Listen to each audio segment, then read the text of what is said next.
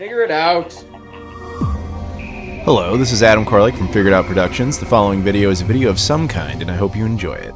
Hey guys, it's Adam here, and today we're going to be talking about some controllers from Retro Fighters. One specifically for the PS4, known as the Mantis, and one called the Battler GC Pro for the Nintendo GameCube. Before we do that though, if you guys could do me a favor, please like this video, comment down below, subscribe if you've never done that before, as well as check out all the social media stuff in the description. I've got Twitter, Instagram, Facebook, Discord, Patreon, Spreadshirt, Travel Channel, etc. I appreciate support on all those platforms. It's all in the description. Thank you so much. Alright. Let's go ahead and get into it. Now, so full disclosure on this, Retro Fighters, which is a company that makes like controllers for legacy consoles, retro consoles, obviously implied in the name, sent this to me for free for the purposes of review, so huge shout out to them. I'll put a link in the description if you want to get it from them. You can also get it from Castlemania Games or Stone Age Gamer. I'll put links to all that stuff in there. Basically, yeah, I've made videos on their stuff for a very long time. They do good things. And if you guys saw the previous episode of Playload, you'll know that the Mantis right here showed up. And I was like, okay, I don't know what this is going to be. Open it up. Oh, okay, that's cool. Maybe we'll do a video. And before I got to make that decision, another package showed up like the next day. And it contained these from Retro Fighters, which is the Battler GC Pro Edition, both the purple and the transparent one. So I thought, all right, that's a sign. Let's go ahead and make a video about this and just kind of talk about it. Now, obviously, these are still in the box. I haven't used them. I'm going to tell you what I know about them beforehand. We'll open them up. We'll take a look at them. And then I'm going to give them some time to charge and all that. And then I'll come back at you with final thoughts. But leading up to that, let's start off here with the Mantis. Now, the Mantis is, what I can tell you about it up front, is that it was specifically designed for the PlayStation 4. And as much as this is going to hurt everybody, it is technically therefore a retro system. The PlayStation 4 here, right here, it's 11 years old. It's not Sony's primary focus as gaming goes, and it's not manufactured anymore. It's a retro console. I know it hurts. I know. But anyway, all the same, it is still a popular console and it's still relevant. People actually play it en masse still, and obviously it's still very much a supported system. So, with that logic, I assume that's why they decided they want to make a controller for it. Now, the controller is called the Mantis. It's wireless. It's transparent. There's two different color variants. There's this one. There's also one that's like PS1 color themed. I don't have that one, but yeah, not a big deal. So on the back, let me read you the description. Introducing the PS4 Mantis Bluetooth wireless controller by Retro Fighters. This controller is small in size but big in features. The Mantis Mini's PS4 controller pulls out all the stops with loads of features. Everything from Hall effect sensors, programmable back buttons, variable trigger stops, touchpad with LED indicator bar, built-in gyro, and more. Hall effect technology eliminates stick drift and improves precision. Trigger stops, select either long or short pulls, play your way. Programmable back buttons, ergonomic mini design with textured grips, precise D-pad and accurate touchpad with LED indication bar, vibration feedback and motion sensors, X input and D input or direct input modes, switch at the push of a button, wireless range of over 30 feet, and built-in Bluetooth speakers. So, basically, they made this as just kind of an alternative to the DualShock 4. And keep in mind, I can say this without even using it, Retro Fighters, hence the name, they build their stuff around fighting games, not like universal compatibility. But that said, they did actually build this with a it's got the touchpad on it, so it will support that. It's got the built-in motion sensors, so it'll support that too. I guess what I'm trying to say is it should presumably have basically 100% compatibility with the PS4 library. It just may not be the way you'd want to play most of the stuff. It's probably the way you want to play, like, you know, Street Fighter and stuff like that. But it you know, could just be an affordable alternative for a second controller. So let's go ahead and open it up. Take the box out there. I'm just sitting on the game. You know what? It makes more sense to be on the PS4. What am I thinking? All right, so inside we got this white box, and underneath that we have just a couple of items. One, we have a USB-C cable. This is obviously for charging. It even says Retro Fighters molded in the plastic, which is neat. And then there is the controller itself, as well as instructions if you feel like going over that, along with customer service support, all that sort of thing. But underneath that, we'll take that out, and here we get to the controller. All right, so first impressions holding it. It feels tough. You know, it feels like it's not cheap plastic or anything like that. Like, the thing with Retro Fighters is I've never gotten like a Mad Catz type of vibe from them where I'm like, oh, look, garbage. No, actually, their stuff is well built. It really just boils down to a matter of personal preference if you like the particular changes that they make. You know, I think I like the thumbsticks are nice. The buttons seem very clicky, very good. The D-pad is good. The D-pad feels very 90s. For lack of a better way of putting it. It's not textured in any way. It's very just flat, you know, flat plastic. It's very clickable and responsive. It's not a problem or anything. It's just not usually what I would expect on a PlayStation controller. Usually I'd expect them to have a little more textured or some sort of groove or whatever. But that's not necessarily a bad thing. And of course, it has the share and options button, trigger buttons as well. So on the back, it has a couple of settings here. So there is actually this like clicking option that basically adjusts the intensity of the thumbsticks for depending on the situations in which that would matter. Again, probably fighting games. It has the D input and X input combo, or I'm sorry, switch on the back. Then it also has programmable buttons. This is really where it would shine as a fighting controller. So basically, there is at the top of the controller, there's a power button. That's obvious. There's the P button, which is for programming. So basically, once the controller's powered up and you're in a game or whatever, and what you would do is you would fire up the programming mode. A little LED kind of comes in on the touchpad and basically lets you know it's in programming mode. Then you do whatever move you were going to do. So if you were doing like Mortal Kombat, I mean, this is the 90s kid in me, but if you were playing like a Mortal Kombat game and you knew the combination to do the fatality at the end or whatever, you know, you'd put that in, provided you were successful at it, and then disable the programming mode, etc. And then that combination you did to achieve the fatality would be in the programmed area. So anytime you just get to the end and you're about to fight, and rather than press the whole combo for a fatality, just that's basically the mentality. Now that of course would be more practical in like combos in specific fighting games as opposed to something as complex as a fatality, but yeah, you get my point.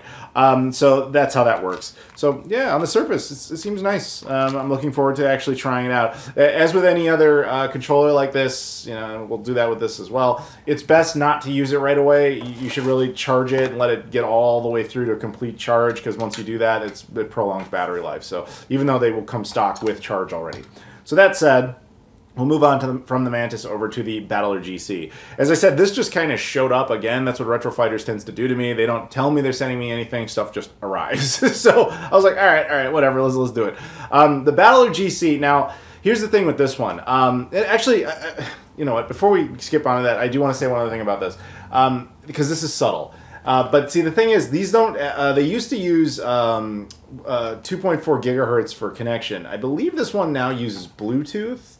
I know this one does, but I'm pretty sure that they use Bluetooth now.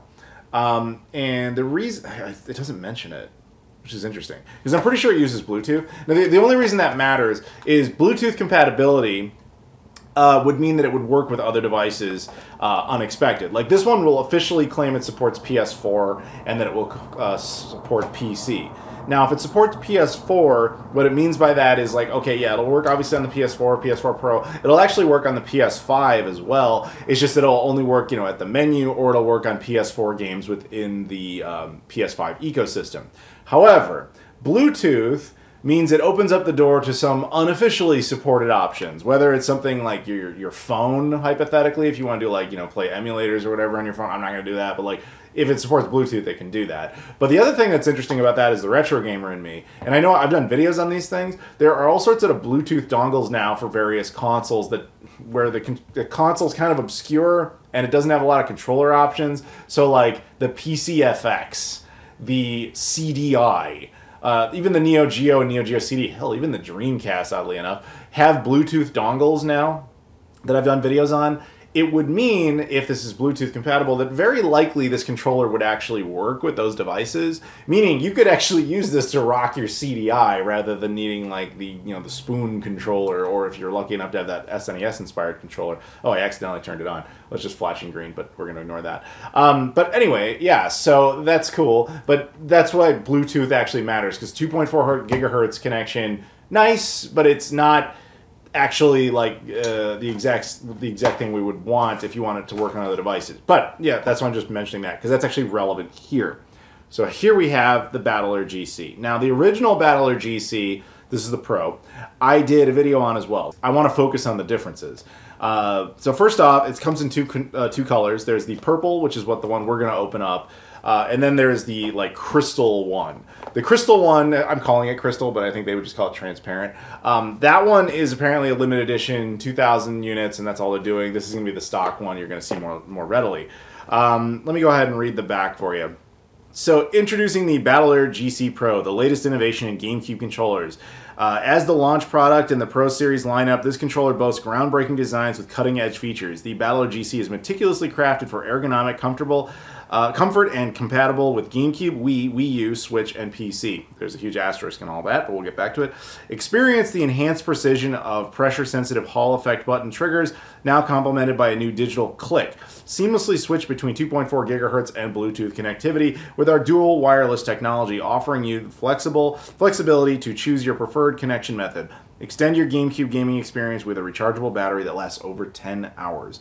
Bluetooth and 2.4 gigahertz wireless technology. Hall effect analog sticks equals no drift. Vibration feedback, added P1 and P2 back buttons, accurate D-pad with integrated switchers, rechargeable LED battery with status indicator, 30-foot wireless range, 10 plus hours of gameplay on a single charge, and USB port charging. Before I even open it up, let's talk about some of that compatibility, shall we? So basically, they mentioned the Switch, the Wii, the Wii U, and PC, and GameCube. So GameCube is obvious. This thing's going to come with a little dongle. You just plug it in, done. The Wii is kind of a similar deal. The little dongle it comes with for the GameCube, that's how it can interact with the Wii. So anything that the Wii could play, so any GameCube games you do on backwards compatibility, that's what it works with. It doesn't work with like Wii games and the Wii menu and all that stuff. Switch, it connects via the same way any sort of third-party controller connects to the Switch, so it's just kind of a bonus feature. PC, I believe there's a little USB dongle in there, same type of deal. The Wii U is the most asterisk one. It mentions supporting the Wii U, although interestingly it only mentions it on the back, it doesn't mention it on the front. And the reason for that is due to a simple technicality. It connects to the Wii U the same way any GameCube controller would, which is just that official Nintendo dongle that allows it to connect, and then it really just works with Smash Brothers, unless of course you have a hacked Wii U and you're using Nintendo Don't or something like that. But outside of that, that's the limitation of its compatibility with the Wii U. So that said, even without opening it, I can tell you there's a few differences compared to the original version. One, the most obvious thing is the layout of the controller, namely the face buttons. The thumbsticks are the original thumbsticks on the Battler Battler GC were just kind of generic gray thumb pads, and people didn't like that. There was a lot of complaints about that. So basically, their response was, "Okay, we heard you. We're going to do an updated, version of the evolution of the GameCube controller." So to that end, you have a more traditional GameCube thumbstick on both the main input as well as the C input, and on top of that, it now has programmable buttons as well as, and I've already mentioned it a few times, Bluetooth support. And because we've already talked extensively why Bluetooth support matters, that to me is a big deal, because it means if this controller is awesome, you can use it on a whole host of different systems that it wasn't necessarily intended for, that aren't officially supported. But as I said, with that Bluetooth dongle, you could use this controller presumably on the Dreamcast, which would be pretty cool. So we're going to go ahead and take a look at it here as soon as we get it out of the box. Okay, there's your exterior box. Inside, once again, you get one of these white boxes. And let's see here. Okay, we have a few more items in here. So we have the controller itself, which we'll go over in a second. You have a USB-C cable. This is different, actually. This because of the whole Pro thing. This is a braided USB-C cable as opposed to that one, which is more of just kind of a generic cable. These are really nice cables, by the way. We also have a little package of dongles. So you open this up, and it's got two inside. As I mentioned before, one is specifically the GameCube input dongle, so this would be the one you would have to use on the GameCube itself, on the Wii, as well as the Wii U with that context. And then this USB thumb drive, this would be how to connect it to a PC and maybe the Switch. Probably on the Switch as well, depending on how you have it programmed. I don't really know. The Switch, with these controllers, is often thought of as a bonus feature, not really the reason to get it. But either way, yeah, this is probably also how you would do firmware updates in the future if you're ever going to do one. So put that away for a second. Also comes with instructions, as well as, and this is a nice bonus, kind of a throwback to the keychain era. They now give out little pins for the Pro controller. So this is a purple one, and presumably there's going to be some sort of crystal style one in there as well for the other controller. But we'll go ahead and take a look at the actual controller. And I will hold it here. Okay, so it has some nice weight to it. I like the thumbsticks, or sorry, the triggers. Those feel nice. Yeah, the thumbstick, particularly the C stick, feels much more standard. The left thumbstick still feels like a GameCube controller, but it feels a little like an off-brand GameCube controller. I mean, that's technically what it is, so that makes sense. The yellow one's good, though. Not that the left one is bad, it's just it doesn't feel like an original GameCube thumbstick to me, but that's just me. Maybe it's also because I'm just used to them being kind of worn down as well. Face buttons seem nice, solid, good.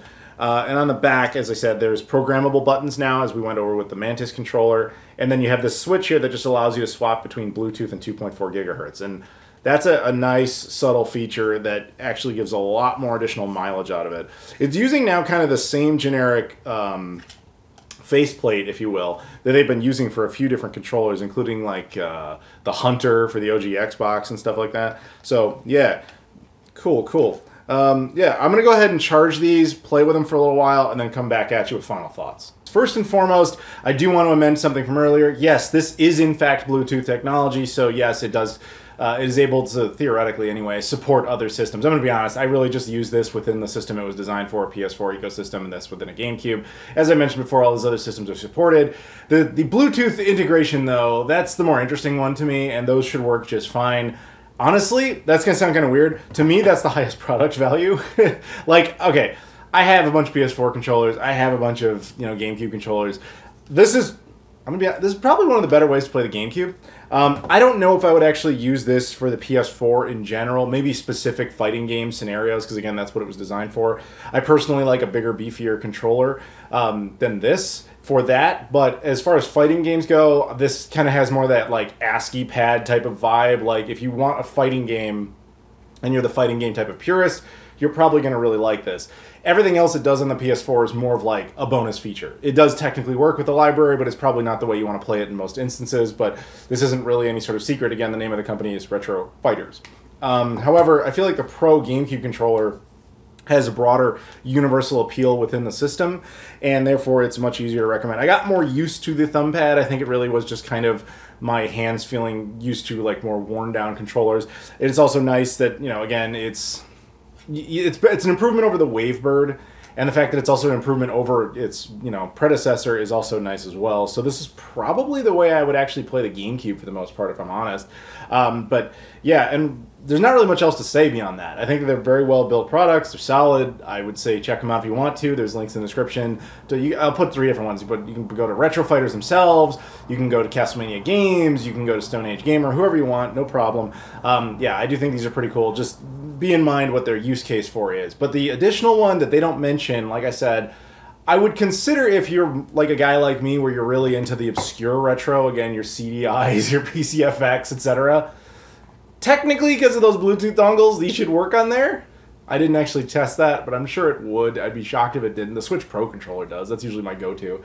But because of the Bluetooth stuff in there, they should work just fine.